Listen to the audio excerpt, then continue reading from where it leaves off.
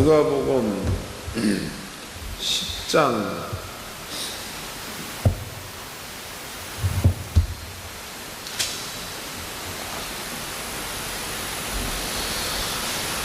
누가복음 10장 17절서부터 20절까지 다같이 한 목소리로 합독을 하도록 하겠습니다. 누가복음 10장 17절로 20절까지 시작. 70인이 기뻐 돌아와 가로되 주여 주의 이름으로 귀신들도 우리에게 항복하더이다. 예수께서 이르시되 사단이 하늘로서 번개같이 떨어지는 것을 내가 보았노라. 내가 너에게 뱀과 정갈을 밟으며 원수의 모든 능력을 제어할 권세를 주었으니 너희를 해할 자가 결단코 없으리라. 그러나 귀신들이 너희에게 항복하는 것으로 기뻐하지 말고 너희 이름이 하늘에 기록된 것으로 기뻐하라 하시니라. 아멘. 지금부터 그 설명해 드리는 내용은요, 목사님들이 잘 판단을 하세요. 그러니까 내가 강의를 해가지고 그렇구나 이게 아니고 들으시고 목사님들이 판단을 하십시오. 그래서 목사님들의 생각에 이게 그렇겠구나 그렇게 이해가 되어지거든 가서 그대로 행하십시오. 누가복음 10장을 접어 놓으시고 구약 성경으로 한번 가보도록 하겠습니다. 열왕기하 2장입니다. 열왕기하 2장.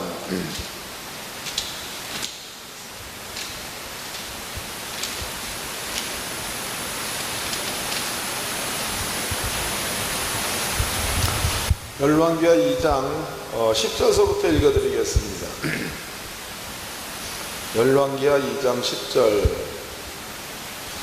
가로되 내가 어려운 일을 구하는도다. 그러나 나를 내게서 취하시는 것을 내가 보면 그 일이 내게 이루려니와 그렇지 않으면 이루지 아니하리라 하고 두 사람이 행하며 말하더니 호련히 불수레와 불말들이 두 사람을 격하고 엘리야가 회리바람을 타고 승천하더라.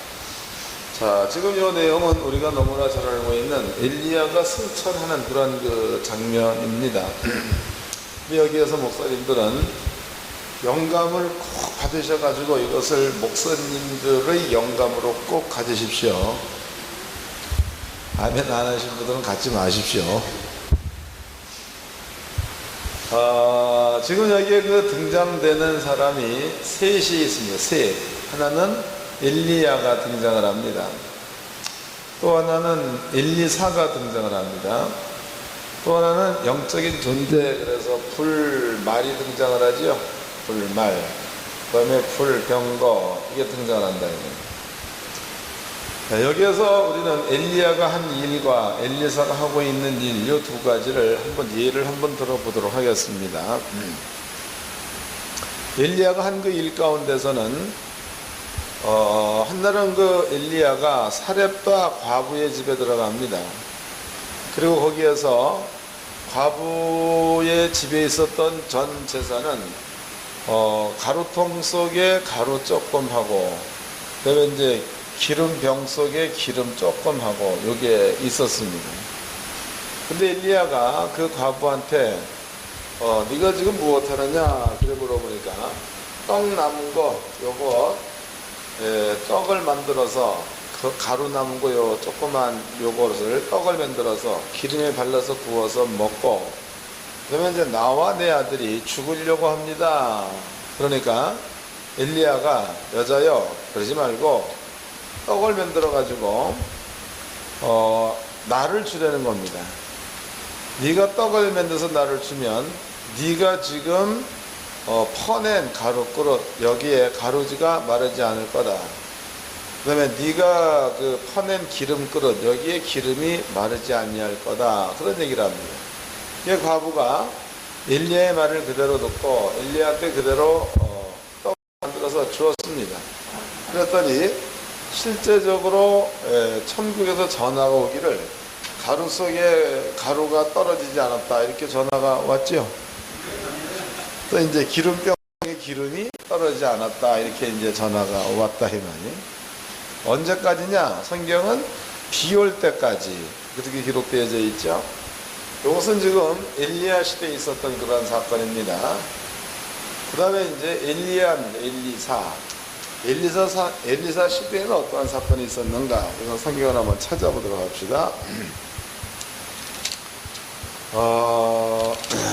열왕기하 4장입니다. 4장 1절서부터 읽겠습니다. 1절 선지자의 생대 아내 중에 한 여인이 엘리사에게 부르자 가로되 당신의 종 나의 남편이 이미 죽었는데 당신의 종이 여호와의 경외한 줄을 당신이 아시는 바니이다.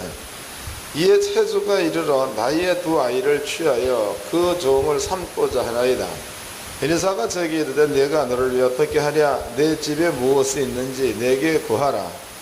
저 가로되 계집종의 집에 한 병 기름 외에는 아무것도 없나이다. 가로되 너는 밖에 나가서 모든 이웃에게 그릇을 빌라. 빈 그릇을 조금 빌지 말고 너는 내 두 아들과 함께 들어가서 문을 닫고 그 모든 그릇에 기름을 부어서 차는 대로 옮겨 놓으라.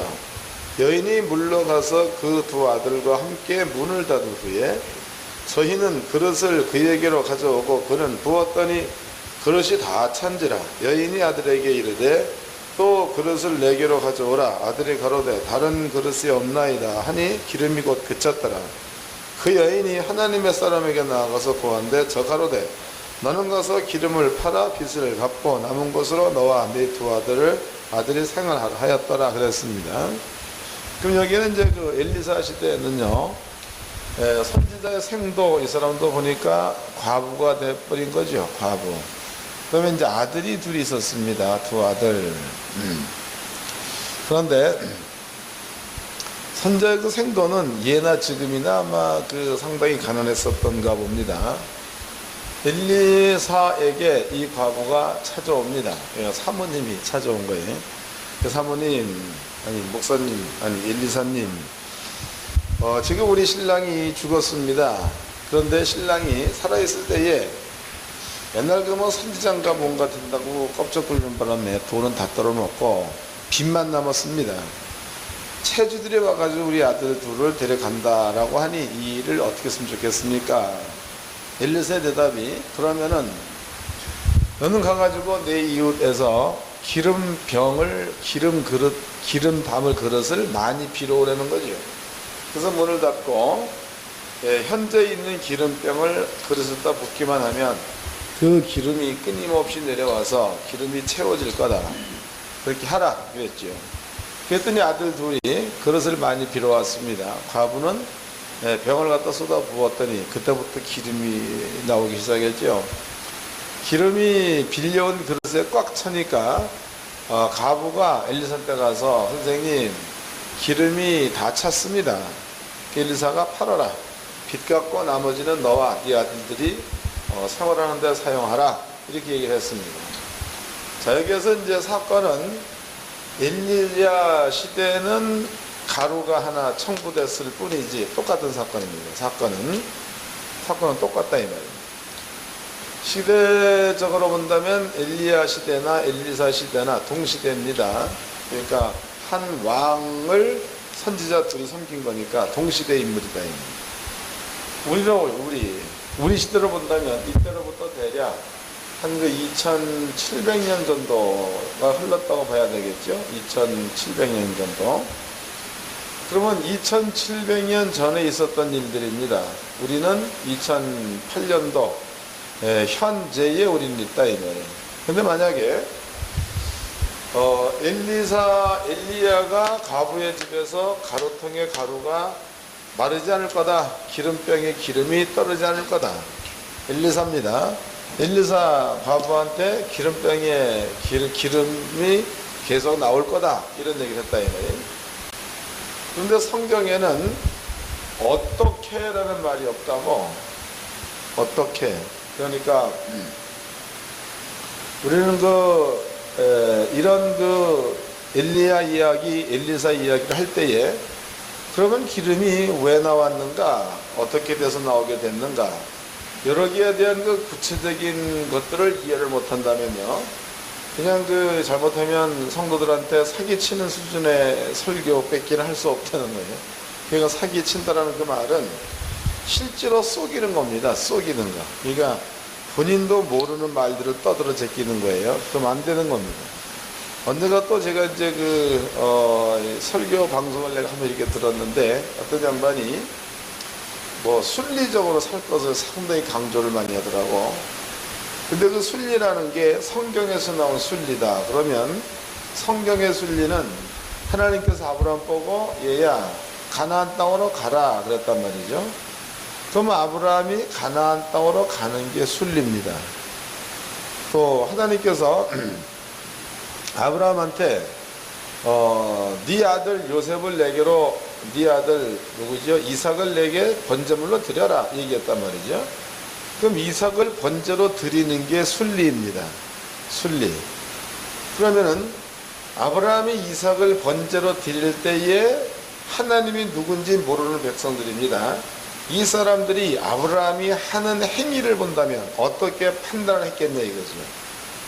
그러니까 지네 아들을 갖다가 번제단 위에서 칼로 따가 배를 가려고 할 적에, 그럴 적에 이방인들이 그 모습을 보고 아브라함 보고 미쳤다고 그러겠어요? 정상이라고 얘기해요. 네? 또 이제 바벨론 지역에서 아브라함이 살았습니다. 근데 갑자기 얘가 일어나가지고 나는 가나안 땅으로 가겠다. 그래서 본토 친척 아비집을 떠나 그랬다며. 그러면 그 지역에 살고 있는 사람들 아브라함 보고 미쳤다고 얘기하지, 저는 정상이다 이 말 안 한다는 거죠. 하나님께서 얘기하는 순리라는 것은 뭐냐면 아브라함이 이삭을 드리는 게 순리고 아브라함이 가나안 땅으로 떠나는 게 순리입니다. 12명의 제자들한테 예수님께서 가서 귀신을 내어 쫓아라, 귀신을 내어 쫓는 게 순리다 말이에요. 예수님께서 가난 가지고 왔다, 부유하게 살아라, 그 부유하게 사는 게 순리입니다. 순리가 성경적 순리, 이런 게 성경적 순리입니다. 그런데 사회에서 얘기하는 윤리와 도덕적 차원에서의 순리는 뭐냐? 놈한테 악한 짓 하지 말아라. 이거는 윤리와 도덕적 차원의 순리가 되는 거다. 또 너무 앞서가지 말고 그냥 평등하게 가라. 똑같이 신형 잃지 말고 살아라. 이런 것들이 사회에서 순리적으로 사는 거다 말이지. 그렇게 순리대로 살면 하나님께서 복을 줘가지고 이렇게 잘 풀리게 만들 것이다. 이런 얘기를 한단 말이에요. 이것은 제가 보기에는 하나님의 말씀으로 비춰본다면은 하나님의 말씀을 믿지 못하게 만드는 영리입니다. 영리로 살아라 그 말이에요. 순리대로 살려는 말이 아니다고. 근데 이런 것들을 아무렇지도 않게 그냥 방송에서 떠들어 제끼기 때문에, 그럼 전 성도들이 들을 적에는 어떻게 듣겠습니까? 주의 말씀은 하나님의 말씀에 순리적으로 살아라 이게 아니고 세상에서 판단한 윤리와 도덕에 순리로 살라 그랬으니까 가면 갈수록 주의 말씀은 멀어진다는 얘기가 되겠죠. 그리고 인간들이 정해놓은 어떤 정, 사랑 나누는 거, 이런 거 가운데만 살 수밖에 없다는 겁니다. 그래서 성도들이 모험을 못하는 거예요. 가나안 땅 가라, 모험입니다. 번제물을 드려라, 모험입니다. 이삭 죽여라, 모험입니다. 이런 것들을 할 수가 없단 말이에요. 그래서 제가 이렇게 보기에는 참 이게 기분 나쁜 소리입니다. 본인은 신나서 떠들 줄 몰라도 내가 보기엔 상당히 기분 나쁜 소리. 저게 어떻게 선지자가 돼가지고 말이야 저렇게 떠들고 자빠졌냐, 기분 나쁜 얘기입니다. 근데 부족한 사람은요, 성경에 대해서 아는 게 이만큼 안다고 내가 보기에 이건 나쁜 놈이야. 그럼 하나님께서 보실 적에는 기분이 좋으실라나요? 별로 그 양반은 기분이 좋을 것 같지 않습니다. 근데 목사님들이 엘리야, 엘리사 이 이야기를 그냥 원리를 모르고 그냥 떠들어 제낀다면 이건 역시도 아버지가 이렇게 예쁘게 볼 말들은 아닌 것 같습니다. 여러분은 잘 깨달으시고 요 속에 흐르는 어떻게를 이해하셔서 여러분 것으로 삼으시기를 바랍니다. 그렇다면 여기에서 엘리야가 과부의 집에서 가루를 계속 나오게 만들었다. 또 기름병에 기름이 계속 흐르게 만들었다. 그 다음에 엘리사가 과부의 집에서 기름병에 계속 흐르게 만들었다. 그 여기에 대해서 이것을 우리가 어떻게 이해를 해야 될 것인가, 이 부분입니다. 자, 이제 열왕기하 2장으로 가봅시다. 거기에 뭔가가 다른 점이 하나 있습니다. 다른 점.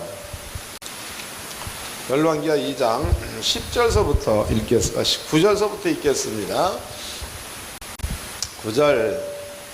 건너매 엘리야가 엘리사에게 이르되 나를 내게서 취하시기 전에 내가 내게 어떻게 할 것을 구하라. 엘리사가 가로되 당신의 영감이 갑절이나 내게 있기를 구하나이다 그랬습니다. 그러면 지금 여기까지는 엘리사가 당신의 영감 갑절을 원합니다. 요거를 엘리사가 말할 때까지는 엘리사에게는 아직까지도 아무런 능력도 없었다고 봐야 하겠죠. 없는 겁니다.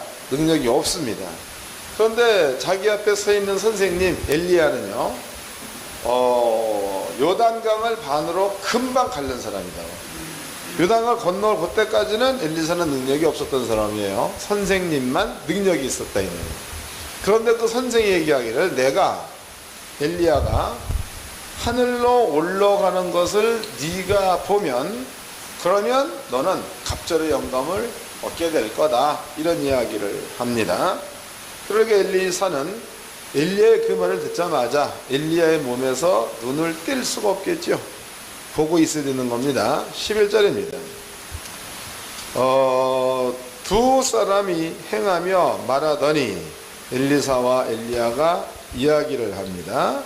말하더니 호련히 불수레와 불말들이 두 사람을 격하고 엘리야가 회립바람을 타고 승천하더라 그랬단 말이에요.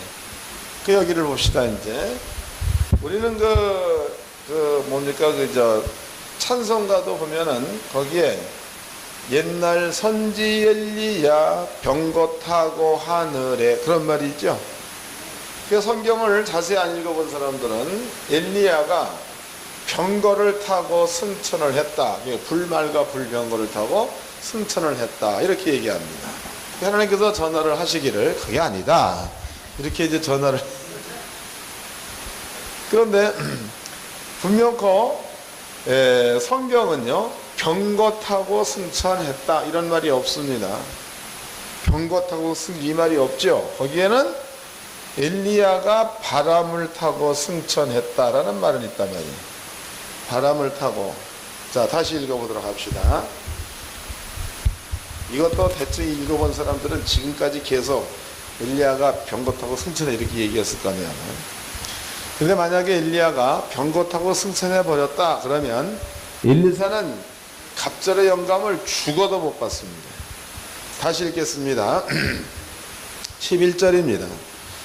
두 사람이 행하며 말하더니 호련히 불수레와 불말들이 두 사람을 격하고 엘리야가 회립바람을 타고 승천하더라. 이 불말과 불병거가 엘리야와 엘리사 사이를 좀 띄워놓고 그다음에 회립바람을 타고 엘리야가 승천을 했다 이렇게 나와 있습니다. 요것 기억해 놓으십시오. 자, 이제 그 뒤로 넘어가 봅시다. 뒤로 넘어가서 열왕기하 6장입니다. 6장을 펴 놓으시고 여기에 그 상황 설명을 좀 해드리도록 하겠습니다. 지금의 그 상황은 엘리사는 도단산성 여기에 있었습니다. 여기에 엘리사. 또 사마리아 성이 여기에 있다면 아람 나라 군대는 쳐들어와 가지고 사마리아 성에서 여기에서 전쟁을 일으킵니다. 전쟁. 이럴 때에 아람 나라의 군대 장관들이 모의를 하죠. 내일은 우리가 쳐들어갈 적에 여기는 여호람 왕의 군대가 지키니까 여기로다가 우리가 쳐들어가자 이렇게 상의를 했습니다. 이 상의가 끝나자마자 엘리사가 도단산성에서 사람을 보내죠. 왕이여, 내일 아람 나라 군대가 유리로 쳐들어올 거니까 군대들을 여기로 옮겨가지고 방어를 하세요. 그럼 이길 수 있습니다. 그랬단 말이에요. 이제 아람 나라 군대들이 전쟁을 하기 위해서 어저께밤에 작전 짠 그대로 여기로다가 이제 한 살 기어와가지고 전쟁을 하려고 하는데 딱 보니까 이스라엘 군대가 이미 여기에 진을 치고 있다니. 대피하게 되죠. 다시 돌아옵니다. 돌아와가지고 밤에 또 작전 회의를 합니다. 야, 이상하다. 어떻게 알았을꼬? 그러면 내일은 이쪽으로 우리가 쳐들어가도록 하자. 이제 작전 회의를 합니다. 작전 회의가 끝나니까 엘리사가 또 여기 사람 보내죠. 보내가지고 왕이요, 내일 이놈들이 이쪽으로 딱 공격을 할 겁니다. 그러니까 오늘은 여기에서 철수해서 여기에서 군대를 진을 치게 하세요. 그랬습니다. 아람 나라 군대가 다음날 또 이르렀다 쳐들어왔죠. 자, 문제가 발생했습니다. 아람 나라 군대들 장관들 사이에서 이게 도대체가 어떻게 된 일이냐, 어떻게 이스라엘 왕이 이리 가면 이리 올 줄로 미리 알고 있고 이리로 가면 이리 올 줄로 미리 알고 있느냐, 우리 그 군대 장관들끼리 첩자가 있는 거 아니냐. 그래서 서로 분쟁이 일어나려고 합니다. 이럴 때에 여기에서 한 사람이 왕이요, 그게 아니고 이스라엘에는 선지자가 있습니다. 이 선지자는 하도 영통해가지고 왕이 침수해서 한 말일지라도 전부 다 알아듣는 사람입니다. 그러므로 우리가 사마리아 성을 우리 것으로 취하려면 성보다는 먼저 이놈부터 죽여야지만이 가능합니다 라고 얘기했죠. 왕이 가만히 듣고 있다. 그럼 그렇게 하자. 그래서 군대들을 총 출동시켜 가지고 도단산성을 에워쌉니다. 도단산을 에워싸서 막 공격해 들어가는데 여기에서 엘리사가 여기에 있고, 그 다음에 이제 엘리사의 사환이 여기에 있다 있는. 그런데 엘리사 사환이 보니까 아람 나라 군대가 벌떼처럼 쳐들어오고 있는데 자기 선생 엘리사는 여기에서 가만히 있는 거죠. 가만히 있다. 그래서 사환이 묻습니다. 선생님, 왜? 쟤네들 군대가 벌떼처럼 쳐들어오고 있는데 우리 어떻게 아무 일도 안 하고 있습니까? 도망가야 되지 않겠습니까? 이러니까 엘리사가 기도합니다. 하나님 아버지, 이 녀석의 눈을 좀 뜨게 해주세요 라고 기도하죠. 그래서 사환이 눈을 뜨니까 사환의 눈에 불말과 불병거가 보이는데 그 수요가 아람 나라 군대 수요보다 더 많았다라고 나와 있단 말이죠. 그러면 지금 여기에서 사환은 엘리사가 하나님 앞에 기도해서 그 눈을 뜨게 만들기 직전까지입니다. 그 직전까지 엘리사 사환의 눈은 아람 나라의 군대만 보이는 거지 엘리사 주변에 있는 불말과 불병거는 못 본 거죠. 못 봤지만 영적으로 본다면 엘리사 주변에 이미 불말과 불병거가 진을 치고 있다고 봐야 되겠죠. 그런데 엘리사가 기도합니다. 기도하자마자 이 사람의 눈이 떠져가지고 아람 나라 군대도 보이고 주변에 진을 치고 있는 불말과 불병거도 보였습니다. 자, 이제 아람 나라 군대가 이제 쳐들어옵니다. 쳐들어오니까 엘리사가 기도하기를, 하나님 저들의 눈을 어둡게 하소서라고 기도합니다. 근데 조금 있다가 보니까 그네들의 눈이 어두워졌습니다. 그렇다면 여기에서 한 가지 우리가 한번 요것도 이해를 좀 해보도록 합시다. 이해. 그렇다면은 아람 나라의 군대, 육적인 군대입니다. 엘리사 주변에 있는 군대, 영적인 군대가 되겠죠. 그 영적인 군대가 엘리사 주변에 진을 치고 있다는 이야기는 그냥 진친 게 아니고 전투하기 위해서 진쳤다고 봐야 되겠죠. 전투하기 위해서. 그럼 여기에서 아람 나라 군대가 전쟁을 일으킨다. 그러면 사람의 목숨을 끊는 게 아람 나라 군대의 전쟁 방식입니다. 그런데 엘리사의 전쟁 방법은 사람을 죽이는 이 방법보다는 지금 여기서 택하고 있는 게 그 사람들의 눈을 어둡게 해달라는 게 엘리사가 택한 전쟁 방법입니다. 그럼 불말과 불병거는 전쟁을 하기 위한 군인으로 따라와 있는 거니까 아람 나라 군대들의 눈을 어둡게 한 것, 봉사되게 한 것은 하나님으로 봐야 맞는 거예요. 엘리사 옆에 싸우러 나와 있는 불말과 불병거가 했다고 봐야 맞는 거예요. 이해가 됐죠? 이제 읽어보도록 합시다. 14절서부터 읽겠습니다. 열왕기하 6장 14절. 왕이 이에 말과 병거와 많은 군사를 보내며 저희가 밤에 가서 그 성을 에워쌌더라. 하나님의 사람의 수종드는 자가 일찍 일어나 나가 보니 군사와 말과 병거가 성을 에워쌌는지라. 그 사환이 엘리사에게 고하되 네 주여 우리가 어찌하리까. 대답하되 두려워하지 말라. 우리와 함께한 자가 저와 함께한 자보다 많으니라 하고 기도하여 가로되 여호와여 원컨대 저의 눈을 열어서 보게 하옵소서니 여호와께서 그 사환의 눈을 여시며 저가 보니 불말과 불병거가 산에 가득하여 엘리사를 둘렀더라 그랬습니다. 그 다음에 18절 아람 사람이 엘리사에게 내려오매 엘리사가 여호와께 기도하여 가로되 원컨대 저 무리의 눈을 어둡게 하소서 하며 엘리사의 말대로 그 눈을 어둡게 하신지라 그랬습니다. 그러면 지금 아람 나라 군대의 눈을 어둡게 만드는 것, 이것은 봉사를 만들었다는 겁니다. 이것은 엘리사가 하나님 앞에 기도했습니다. 기도해서 하나님께서 그의 기도를 들어서 그들의 눈을 어둡게 했다. 이게 이제 맞는 해석이죠. 그런데 엘리사 주변에 있는 또 하나의 존재들, 불말과 불병거입니다. 그럼 불말과 불병거는 엘리사 주변에 와 있는 이유가 뭐냐? 아람 나라 군대가 엘리사를 어떻게 하지 못하게 하기 위해서 와 있는 거죠. 그럼 여기에서 이네들의 눈을 어둡게 한 것은 하나님이 직접 어둡게 했다 이거보다는 엘리사 주변에 진치고 있는 불말과 불병거가 이네들의 눈을 어둡게 했다라고 봐야 맞는 겁니다. 그러면 이제 여기에서 엘리사가 그 마음 가운데에 기도했을 때에 그 기도를 시행한 자는 불말과 불병거가 되는 겁니다. 영적인 일이라고 봐야 맞겠죠? 이걸 기억해 놓으십시오. 아까 이제 그 엘리야가 승천을 할 때입니다. 승천할 때에 회오리 바람을 타고 승천을 했다라고 나와 있습니다. 근데 만약에 엘리야가 승천할 적에 불말과 불병거를 타고 가버렸다면 불말과 불병거가 엘리야 주변에서 한 일이 뭐겠습니까?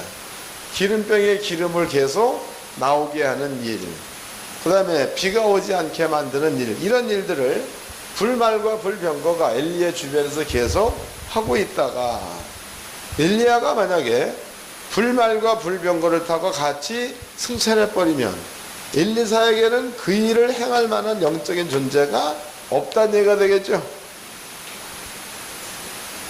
이해가 된 겁니까? 예, 없는 게 되는 거다고.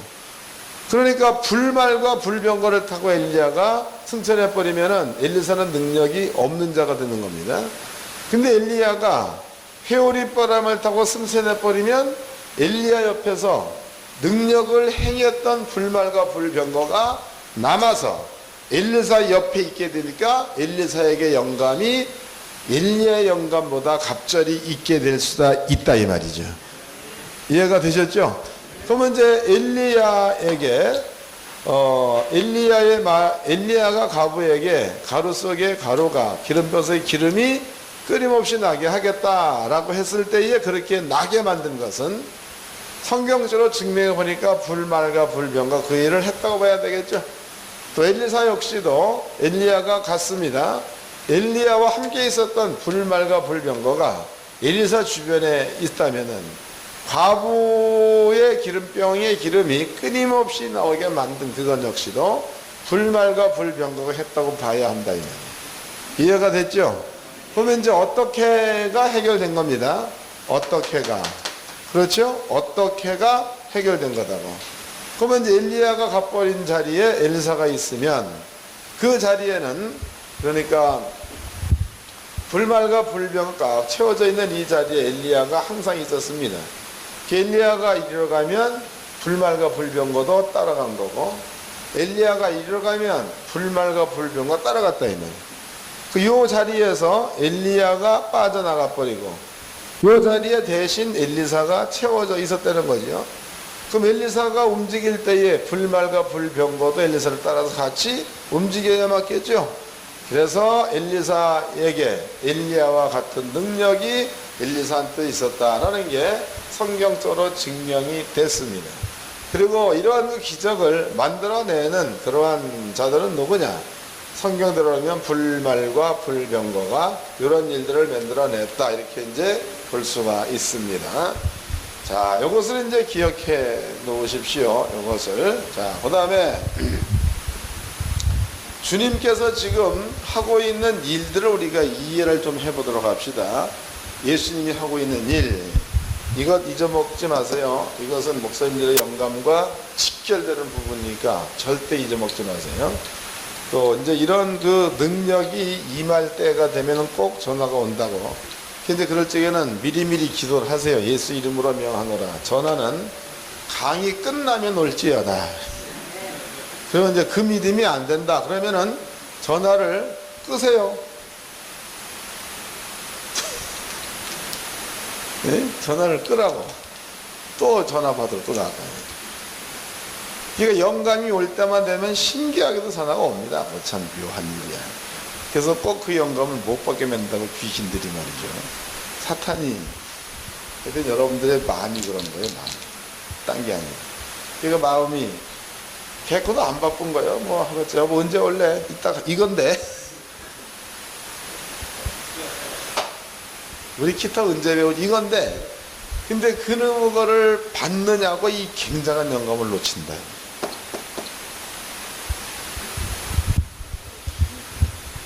참 나는 요새 그렇지. 얘기를 하는데도 어쩔 수 없는 게 운명이야 이게. 옛날에 제가 그 목회를 할 때입니다. 만약에 이제 그 예배 시간에 전화가 온다. 그러면 그날은 예배를 안 드리죠. 예배를 안 드리고, 여러분들이 하나님 말씀을 들어 온 거냐, 아니면 여기 놀러 온 거냐, 사업하러 온 거냐. 그러면 이제 예배 시간이 보통 설교 시간이 그때는 한 30분 내지 1시간 이렇게 했었는데, 근데 이제 그때 만약에 이제 그런 일이 있다라면은 잔소리 하는 시간이 1시간 지나죠? 잔소리 한다는 거죠. 하늘 말 들어온 양반들이 와가지고 전화 오면 다 받고, 하나님 말 들어온 양반들이 볼일 다 보고, 이래가지고 무슨 신의 소리를 들으려고 와서 앉아있느냐. 그냥 우리 교회 깨자. 그럴 바에야. 그러면 이제 전화하러 나간 사람은 아주 그냥 죽대는 그냥 막 저걸 도대체가 죽여야 되나 살려야 되나. 그래도 어쩔 수 없는 거지. 그럼 이제 막 떠들어 제끼죠. 그러면 성도들이 다행히 전화 안 온 사람들은 낄낄대고 웃는데, 재수없게 전화 온 사람들은 얼굴 표정이 이상해지는 거예요. 그래도 막 이상하라고 자꾸 얘기해. 막 한 30분을 얘기해버려요. 그러면 그 다음날, 다음 주 되면은 없어져, 그게.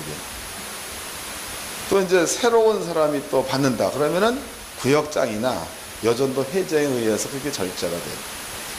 재밌더라고. 근데 연구원은 자유스러운 곳이니까, 여긴 또 이제 은혜로우시고 지혜로우신 주의 종들이 모인 자리이니까 자유롭게. 여기서 상관이 없습니다. 여기서 봐도 얘기 안 할 거니까. 전화 오면 마이크까지 빌려드릴게요. 여기 무선 마이크 있잖아요. 연세가 들면은 귀가 잘 어둡고 잘 안 들리니까 아주 대가지고 이렇게 들으면 이걸 통해서 잘 들리니까 안 말릴게. 근데 그렇다는 얘기입니다.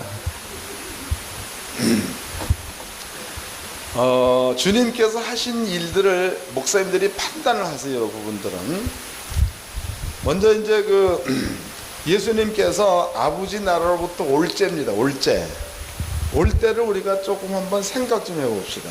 그러면 이제 하나님의 나라가 이렇게 했습니다. 성경 분명히 아버지 보좌 옆에 계셨다 그랬으니까. 근데 그분이 땅에 올 적에 도구를 가져온 게 아닙니다. 예수가 땅에 올 적에 도구, 뭐 지팡이를 가져갔다 뭐 이게 아니요.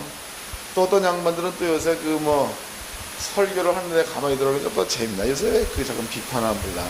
남도 그렇게 못하면서. 근데 그 양반이 이런 얘기를 해. 모세가 할례를 했다는 거죠. 할례. 근데 그 할례를 행할 때에 부싯돌로 했다는 거죠. 부싯돌. 맞나? 부싯돌. 이 부싯돌은 돌이 아니라 불을 내는 거야. 불은 예수라는 거죠. 그러므로 여러분들은 이 부싯돌로 할 일을 받기만 하면 능력이 있는 줄로 믿으시기 바랍니다. 이런단 말이에요. 은혜로운 말 같은데 은혜가 없는 말이죠. 이 얘기는 뭔 얘기냐면 원숭이 똥꼬면 빨가요. 빨가면 사과, 사과는 맛있어. 맛있으면 바나나, 바나나는 길어. 기름은 기차, 기차는 빨러. 빠르면 비행기, 비행기를 높으면 백두산. 야, 신난다. 백두산 뻗어내려 반도 삼천리. 근데 보니까 시작은 똥구멍으로 시작되는데 끝나기는 백두산으로 끝나요. 어떻게 부싯돌로 시작돼가지고 재밌죠? 이러지는 맙시다. 예수님께서 하나님 나라로부터 보냄을 받았습니다. 근데 그분이 도구를 가져온 게 아닙니다. 도구, 즉 이렇게 창이다, 칼이다, 지팡이다, 이거 갖고 온 게 아니고, 예수님이 땅에 올 적에는 너는 가서 모든 사람들을 구원하라라는 하나님께서 주시는 말을 가지고 왔다는 거지. 말. 예수 간 거 딴 거 없어. 말을 가졌어. 말. 그 다음에 이제 예수님이 가지고 있는 기본 생각입니다. 기본적인 생각. 기본적인 생각은 뭐냐면 예수님께서 아브라함이 있기 이전부터 내가 있었다 이렇게 표현했으니까, 예수님의 생각은 하나님께서 예수님 안에 예수님을 통해서 그의 일을 이룬다 이런 것에 대해서 예수님은 요만큼의 의심도 없었던 양반이 예수님이었다는 거죠. 그렇다면 주님께서, 예수께서 보고 있는 관점에서의 모든 세상입니다. 성경은 만물 혹은 만민 이렇게 표현했죠. 이런 그 모든 것들은 하나님의 말을 들어야 된다는 거예요. 이 모든 것들은 예수님께서 이 모든 세상을 구원하기 위해서 왔다 그랬으니까, 이런 모든 것들을 구원하기 위해서 예수님은 땅에 온 겁니다. 예수는 그 말만 가지고 왔습니다. 그 말 가운데는 만민을 다스리는 권세도 들어가 있는 거니까, 그 말 가운데는 예수님께서는 세상의 모든 만물들을 다스릴 수 있는 권세를 가지고 왔다고 봐도 되겠죠. 이 가지고 온 겁니다. 근데 예수님께서 이제 성경에 보니까 거기 아마 예루살렘으로 가던 길 같습니다. 예루살렘이 이렇게 있으면은 이쪽으로 가면은 이제 그게 무슨 연못이 있더라. 이게 연못이 하나 있었죠. 그 연못이 뭔 연못이죠? 예? 그렇죠. 베데스다 연못입니다. 그럼 주님께서 예루살렘으로 가다가 베데스다로 들어갑니다. 그럼 주님께서 베데스다로 가는 그것이 하나님의 뜻이었느냐 아니면 예수님의 뜻이었느냐, 이거 한번 우리가 생각해 봐야 되겠죠. 예수님께서 베데스다로 가는 게 하나님의 뜻입니까? 예수님의 뜻입니까? 하나님의 뜻입니까? 예수님의 뜻입니까? 물어보면 헷갈리죠. 자, 여기에서 우리는 한 가지를 한번 깨달아야 될 부분이 있습니다. 하나님께서는 예수님에게 너는 가서 모든 백성을 구원하라 이 말을 주어서 보냅니다. 그리고 내가 너에게 만민을 다스리는 권세를 주었다. 요걸 가지고 주님은 세상에 왔다 이 말이에요. 그러면 그 말 가운데는 예수님께서, 그러니까 도적질만 하지 않고 예수님께서 그 나쁜 짓 이것만 하지 않는다면 요 모든 말 가운데는 이미 하나님이 허락해 놓은 게 다 들어가 있는 겁니다. 그 예수님께서 밥을 먹는다. 그러면 이제 점심시간이 12시다. 그 주님이 배가 안 고픕니다. 그래서 한 3시에 밥을 먹었다. 그럼 이것은 주님이 스스로가 선택해가지고 3시에 먹은 거단 말이죠. 이것을 3시에 먹기 위해서 주님께서 겟세마네 동산에 올라가서 손을 들고 은혜롭고 자비로우신 아버지 하나님, 점심을 12시에 먹으려고 계획됐었는데 이게 급한 사정 때문에 제가 배가 고프지 않아서 3시로 미뤘나이다. 일이 가하니까 불가하니까 이래 물어본다면 그럼 아버지가 뭐라고 대답을 하겠어요? 네 마음대로 하여라. 그러니까 아버지께서, 예수님께서는요 이런 문제를 놓고 기도하지 않았다는 거죠. 이미 주님께서, 하나님께서 구원자로 가라 이 말 가운데는요 전부 다 포함되어 있기 때문에 구태여 가지고 기도할 이유가 없단 말이죠. 그래서 주님께서 이제 옵니다. 와가지고 예루살렘으로 가다가 베데스다로 간 겁니다. 이것은 아버지 뜻이 아니라 주님께서 판단 내린 거죠. 판단 내린 거예요. 예수님께서 이제 봉사를 고치는 장면이 성경에 두 군데인가 세 군데 나옵니다. 하나는 가는데 소경이 쓰러질리죠. 다윗 자손 예수요. 근데 그때에 병 고치는 것은 네 믿음대로 되라. 이게 병 고치는 거다. 또 요한복음 10장에서는 주님께서, 9장에서는 주직하죠. 그러니까 이제 봉사가 나오죠. 예수님께서 흙을 해가지고 이렇게 침을 탁 뱉어가지고 이제 개입니다. 해가지고 발라지면서 실로암 가서 씻으라 그랬단 말이에요. 그럼 분명히 병 고치는 방법이 다릅니다. 그럼 이건 역시도 예수님께서 그때그때마다 은혜롭고 자비로우시고 노하기를 더디하신 아버지예요. 이놈들의 잘못을 용서해 주시옵시고 얘 눈을 밝히 뜨게 하시옵소서. 어떻게 고칠까요? 이래 물어봤나? 그래가지고 하나님께서 그래 그러면 진흙을 발라라. 그래서 고친 게 아니라는 거죠. 예수님은 거기다 기도하지 않고 가서 보니까 눈이 안 보이는 겁니다. 그러니까 보니까 얘는 믿음 따라 하면 될 놈이다. 네 믿음대로 되라. 얘는 진흙 갖다가 발라주면 될 놈이다. 진흙 발라라. 또 이제 그것도 저것도 아니다. 더러운 귀신아 나가라. 그랬더니 눈 멀고 거대한 귀신이 떠나니라.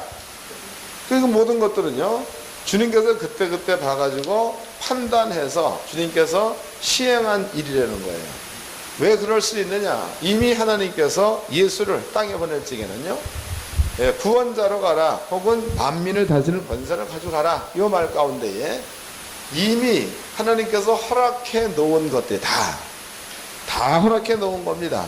그러니까 그 허락해 놓은 것에 대해서 예수님은 아버지 앞에 묻지 않고 그냥 예수님 스스로가 결정해서 판단해서 하면 되게 돼 있는 거죠. 주님께서 땅에서 하신 일들은 이러한 경로를 통해서 일을 했다는 거예요. 주님께서. 요걸 이제 기억해 놓으세요. 두 가지. 아까는 이제 그걸 기억하라고 했죠. 두 번째는 이걸 기억하라고 했습니다. 세 번째입니다.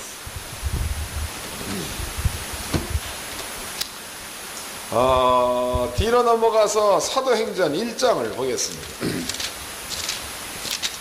사도행전 1장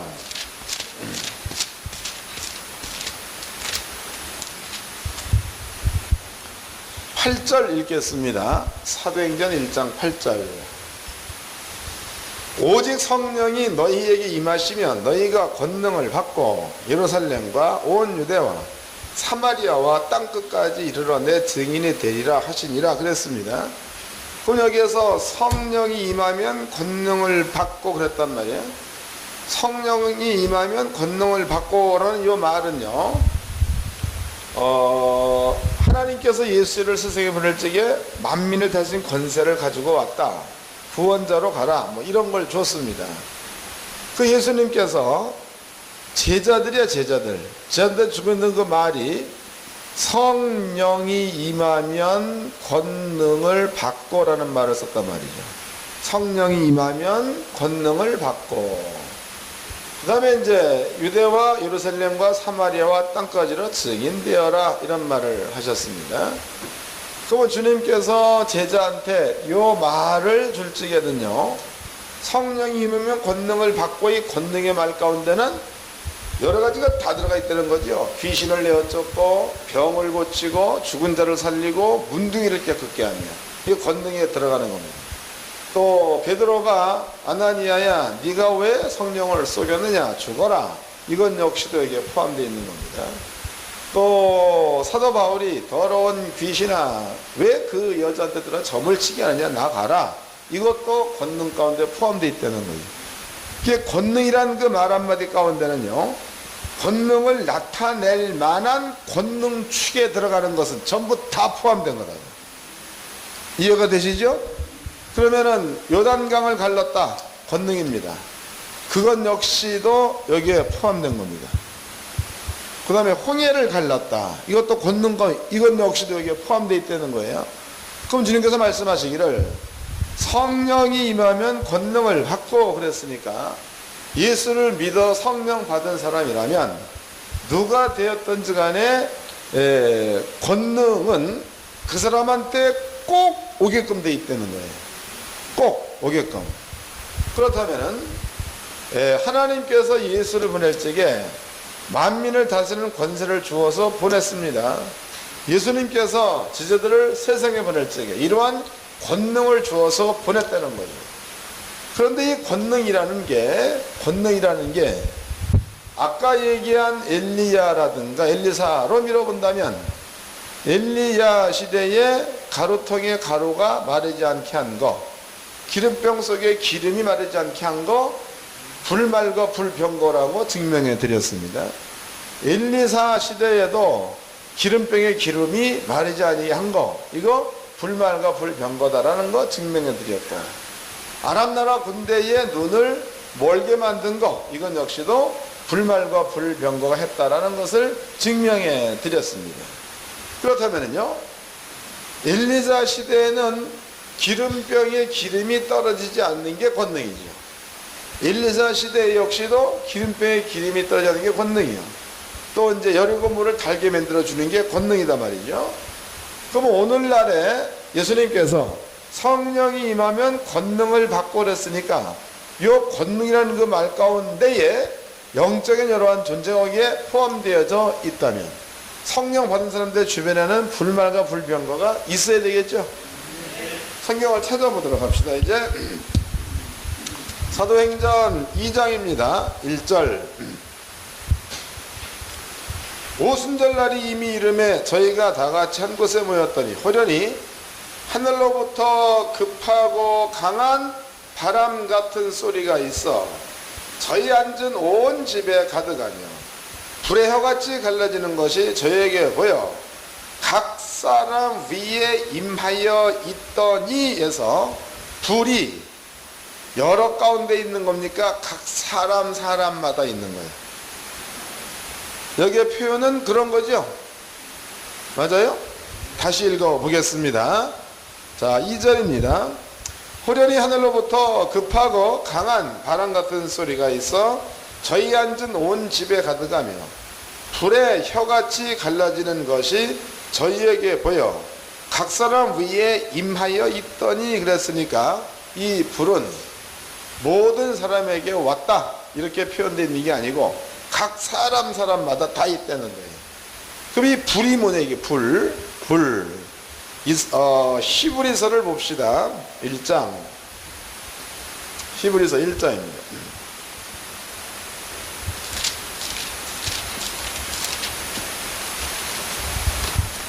히브리서 1장 7절 읽겠습니다. 히브리서 1장 7절.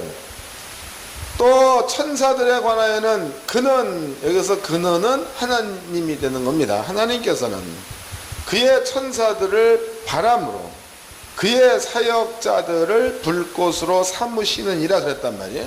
그러니까 성령께서 임할 때에 나타난 게 바람이 나타났죠. 또 불꽃이 나타났습니다.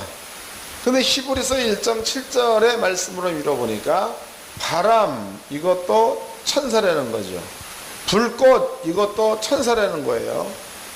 그러면은 아까 성령이 임할 적에 각 사람 위에 불꽃이 임하여 있더니 그랬으니까 성령 받은 사람에게는 이러한 그 바람과 불꽃의 영들이 각 사람마다 다 임했다는 얘기가 되겠죠. 맞는 겁니까?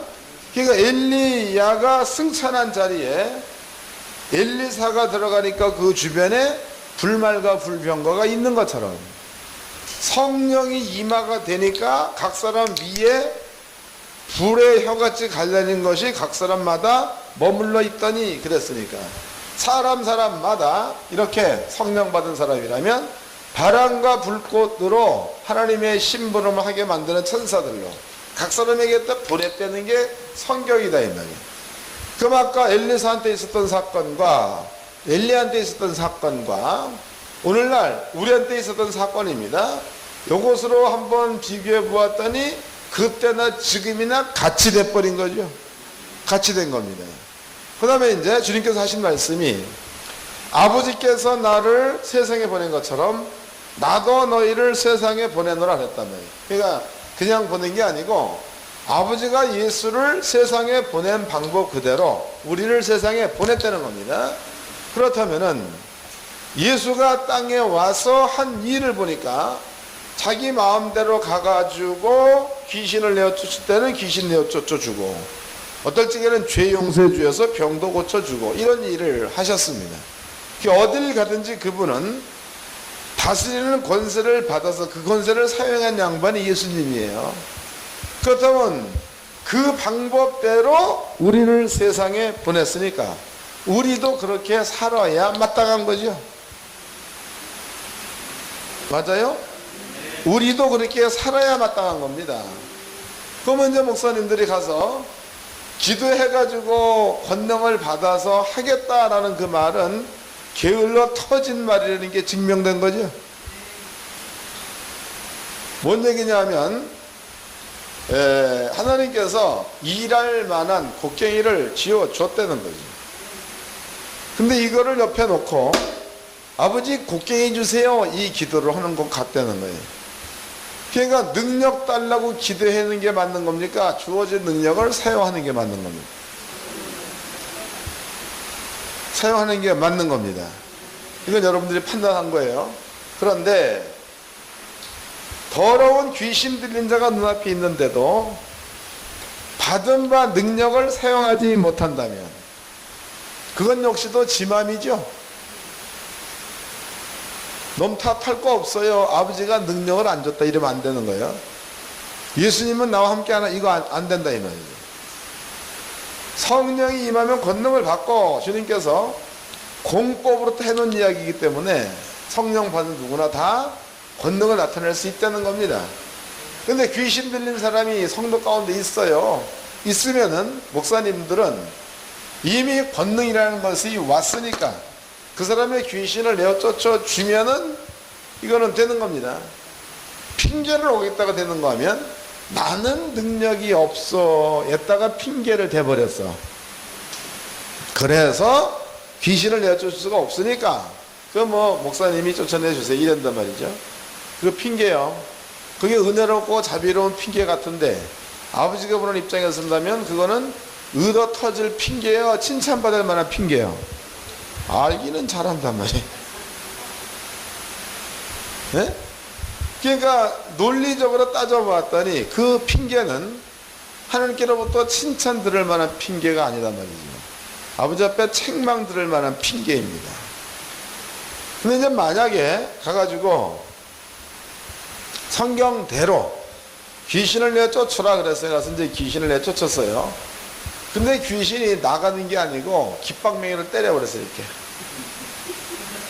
그러면은 아버지 앞에 그 일은 칭찬 들을 만한 일이야? 아버지 앞에 욕먹을 만한 일이야? 그렇죠. 아셨어요? 귀신한테 얻어 터지면 그것이 자체가 아버지 앞에 칭찬 들을 만한 일이다 이 말이에요. 또 기도할 거리가 생긴 거지 아버지 하나님. 분명코 성령이 임하면 권능을 받고 이거 예수님이 하신 말씀인데 왜 나는 가니까 귀신이 뺨싸대기를 때립니까? 이 말은 뭡니까? 할 말이 있는 겁니다. 근데 가서 아무 일도 안 해놓고 하나님이 능력을 안 주어가지고 내가 못한가 이래버린다면 악하고 게으른 종소리를 듣는다는 거예요. 네? 그러니까 목사님들은요 핑계를 신께 돌리지 마세요. 핑계를 예수께 돌리지 말고 핑계를 성령께 돌리지도 마세요. 모든 허물은 내게 있는 겁니다. 내게. 이미 성령이 임하면 권능을 받고 이 말 가운데는 다 포함되어 있는 거니까 가서 허문되는 겁니다. 허문. 그런데 불행하게도 많은 한국교회 주의 종들이 능력 받아야지 주의를 할 수 있다라는 개념을 가지고 있습니다. 그러면 성경을 왜 만들어 놓은 거예요, 이거? 이거 하나님 말씀 그랬지 않습니까? 이거 왜 만들어놨냐고. 필요가 없는 거지. 분명히 공의의 말씀에서 성령이 임하면 권능을 받고라는 말을 주어놨으니까 그 말씀을 그대로 믿어버리면 그대로 되게끔, 이건 뭐 영적인 논리로 그렇게 되게끔 돼 있다는 거예요. 그럼 가서 우리는 가서 하면 되는 건데, 핑계 대기를 하나님이 나한테 권능을 안 주어서 나는 못한다, 나에게는 병 고치는 능력이 없어서 못한다, 나는 뭐 설교를 할 줄 몰라서 못한다, 뭐 이런 이상한 소리를 해가지고 자기 스스로를 변호하려고 합니다. 근데 그 자기 스스로를 변호한 그것이 성경적인 관점에서 타당한 변호 같다면 이것은 얼마든지 아버지의 마음을 움직일 수 있는 변호다 말이에요. 근데 아버지의 마음을 움직일 수 있는 변호는 뭐가 되어야 맞는가 하면 가서 해보는 겁니다. 가서 해봤더니 사람도 많이 세워놓고, 많이, 내가 귀신 내어 쫓을게 한 100명 딱 세워놨어. 근데 나사렛 예수 이름으로 명하더라, 더러운 귀신아 가라 그랬어요. 근데 귀신이 일어나가지고 너나 가라 하고 때려버렸어. 그 100명이면 창피를 잔뜩 당하고 있는 거죠. 그러면은 얼굴을 들 수 없는 거 아니야, 뜨거워가지고. 그러면 이제 교회 가가지고 엎드리지, 아버지 이 말은 왜 써놨습니까? 여기에 말이 되죠? 이 말을 왜 사도행전 1장 8절에 써놨습니까? 왜 나라에게 이 말을 믿고 가서 하게끔 만들었습니까? 그리고 그렇게 했으면은 귀신이 나간다고 했으면 나가야지, 왜 귀신이 내 뺨을 때리게 만들어 놓습니까? 얼마든지 기도거리가 된다는 거예요. 얼마든지. 이 기도는 아버지가 원하시는 기도입니다. 근데 그렇지 않고 핑계대 가지고 나는 능력이 없어 가지고 못한다, 이 얘기는 하나님으로 하여금 그냥 진노케 하는 말이야. 왜 그 말도 아주 얄밉게 말하는 사람이 있죠. 그거 들어봤어요? 내가 옛날에 이제 어디를 갔습니다. 나보고 마음에 드는 거 다 사려는 거야. 다. 그래서 나 원래 통이 크니까 잡히는 것마다 비싼 거네, 이게. 딱 잡으면 50만 원, 딱 잡으면 100만 원. 나도 뜨거워. 아유, 이것만 잡혀. 그래서 이제 잡으니까 100만 원 이래. 이제 이 양반이 잡으니까 50만 원 이래. 그럼 다 보지, 없었다가 난도 뭐 꼴통 아닌 다음이야. 이제 없는 줄을 살짝 해봤더니 그러고 있는 거예요. 그래서 내가 이제 가가지고 가장 싼 거 2만 원짜리 3만 이거 잡았다고. 그때 안도에 숨을 내쉬어. 내 건 다 샀습니다. 직권 사는데 가봤어. 잡는데 50만 원짜리, 잡는데 70만 원짜리. 똥빵대기를 차고 싶은 마음이 굴뚝 같아. 그게 얄미운 거요. 그리고 하고 댕기는 말은 목사님 때문에 교회가 부흥됐다는 거예요. 지네 선생한테 그러면 되는 거예요? 지네 은사한테 그러면 되는 거예요? 안 되는 거죠. 근데 보니까 그러고 있어. 내가 잡은 거 2만 원짜리는 지가 잡는 100만 원짜리는 뭐 느낌도 없습니다.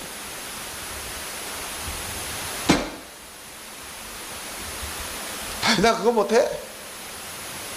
뒤에 가서 하면서 얄미운 소리, 얄미운 행동이고 안 되는 겁니다. 아버지 앞에 얄미운 자는 누가 얄미운 자인가 하면 괜히 하지도 않아놓고서는 괜히 핑계대 가지고 뭐 아버지가 능력 안 줬기 때문에 얄미운 얘기다. 예수님께서 나와 함께하지 않기 얄미운 소리야. 성령께서 강권적으로 역사하지, 이것도 얄미운 소리야. 전부가 다 아버지가 싫어하는 말들이에요. 아버지가 능력, 그러면 하나님께서 줬잖아. 성령께서 강권적으로 네 속에 너와 하나가 된 거 아니냐. 그보다 더 얼마나 강권적으로 역사해야 되느냐. 주님께서 나를 통하여, 야, 예수님 네 앞에서 항상 응원한다. 네 앞에서. 근데 불행스럽게도 한국교회 주의 종들고 얄미운 소리만 하고 앉아서, 예? 아버지 보기 아주 얀통머리 없는 소리만 그냥 버릇 입이라고 떠들어 제낀다. 안 되는 겁니다. 여러분들은 이 말을 그대로 이해하셨으면 엘리야와 엘리사의 영적인 배경도 믿어질 겁니다. 그러면 가가지고 되건 안 되건은 아버지께 맡기세요. 그리고 가서 허라 이 말이에요. 축복 기도도 해주고 내일 이맘때에 보리 부수와의 한 세겔 하리라. 이 말도 허라 이 말이에요. 시행하시는 이는 하나님이시지요. 당신이 주어진 권세 이것을 당신이 스스로 인정을 하게끔 만들어 놓으시려면 그분은 시행하셔야 합니다. 그거를 믿고 자꾸 저질러세요. 가서 책임 아버지가 지게 만들어 놓고 자꾸 저질러 가끔. 그래서 기도해서 병이 안 났다. 그럼 하나님 앞에 네가 물어봐. 나는 시켜서 한 거니까 하세요.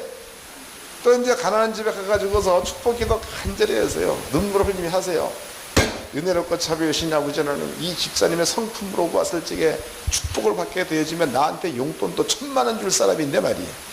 어쩌자고 아버지께서 이 양반한테 이렇게 돈 안 줬습니까?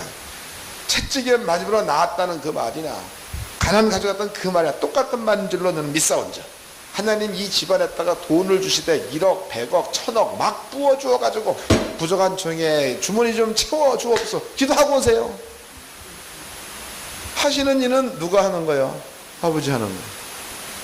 그게 맞지.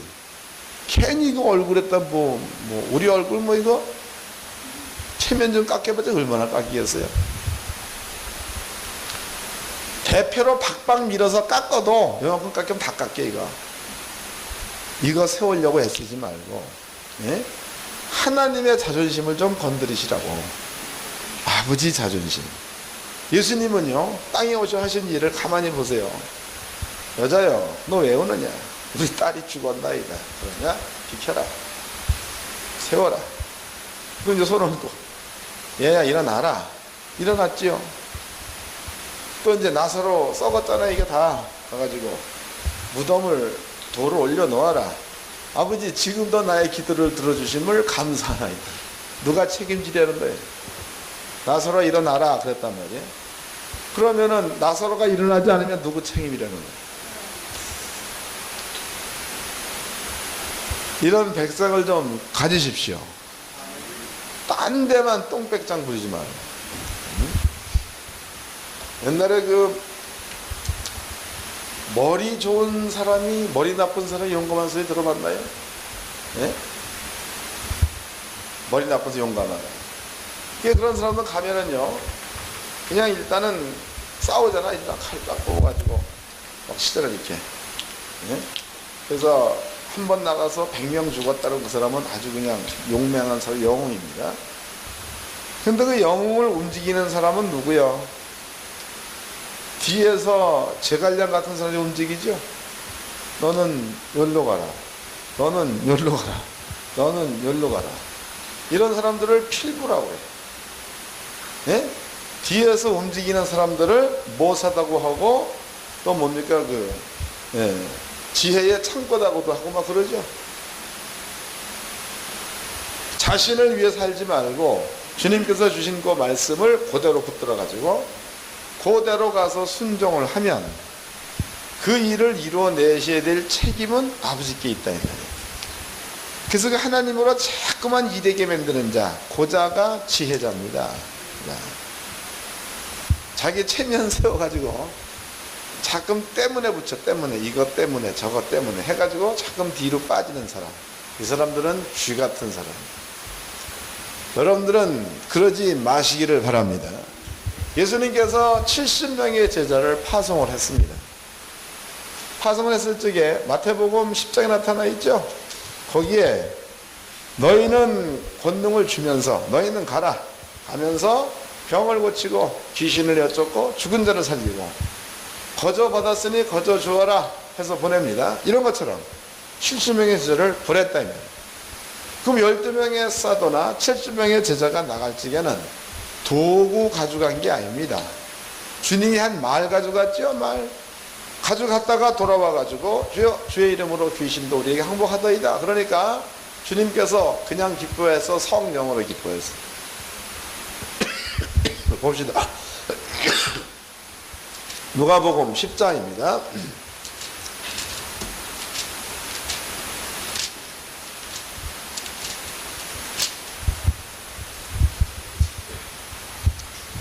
누가복음 10장 18절서부터 읽겠습니다. 17절서부터 70인이 기뻐 돌아와 가로되 주여 주의 이름으로 귀신들도 우리 항복하더이다. 예수께서 이르시되 사단이 하늘로서 번개같이 떨어지는 것을 내가 보았노라. 내가 너희에게 뱀과 정갈을 밟으며 원수의 모든 능력을 제할 권세를 주었으니 너희를 해할 자가 결단코 없으리라. 그러나 귀신들이 너희에게 항복하는 것으로 기뻐하지 말고 너희 이름이 하늘에 기록된 것으로 기뻐하라 하시니라. 이때에 예수께서 성령으로 기뻐하사 가라사대. 그러면은 주님께서 기뻐하신 그것은 주님이 기뻐한 게 아니고 주님 속에 계신 성령으로 기뻐했다는 겁니다. 그럼 여러분들이 예수의 말을 듣고 가서 귀신을 내어 쫓는 일을 하면 여러분 속에 있는 성령께서 기뻐한다는 거죠. 근데 신기한 게 가가지고 전도하면 마음이 기뻐 안 기뻐? 신기하죠? 병 고쳐주면 마음이 기뻐 안 기뻐? 기쁘죠? 이상하잖아요. 그게 성경대로입니다. 그 주님께서 하시는 얘기가 제자들이 갔다가 그 말을 그대로 믿고 가서 이뤄내고는 그런 모습을 보고 예수님께서는 성령으로 기뻐했다는 겁니다. 그렇다면은 오늘날 우리가 성령이 임하면 권능을 받고 해서 엄격히 얘기하면 성령에 의해서 권능이 움직인다는 거죠. 그러면 권능들이 병 고치고 귀신 이런 일들을 한다 이 말이에요. 그런 데 가서 믿음을 가지고 이런 일을 해내면 다른 사람이 기뻐하는 게 아니라 여러분 자신이 기쁘다는 거예요. 무언가가 자신 있고 무언가가 신나고 하면 될 것 같고 말이죠. 예? 그게 다른이 하나님이 기뻐하는 것도 두 번째 문제입니다. 예수님이 두 번째 문제. 성령께서 내 속에 임재해 계시니까 그 양반이 먼저 기뻐한다는 거예요. 그러면 성령께서 말할 수 없는 탄식으로 너희의 기도할 것을 아버지 앞에 간구한다 했으니까 그 기쁨은 아버지께 막바로 전달되겠죠.